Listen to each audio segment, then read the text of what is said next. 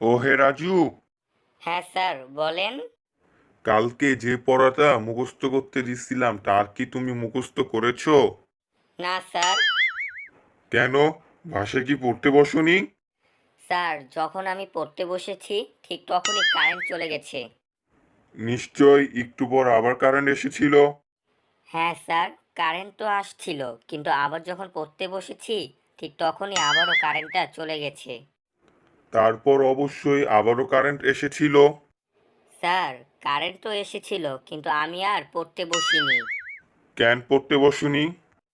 Sir আমি পড়তে বসলে শুধু শুধু কারেন্ট চলে যায়, তাই শুধু শুধু আমার জন্য প্রতিবেশীরা কষ্ট পাবে, সেজন্য আর পড়তে বসি নাই।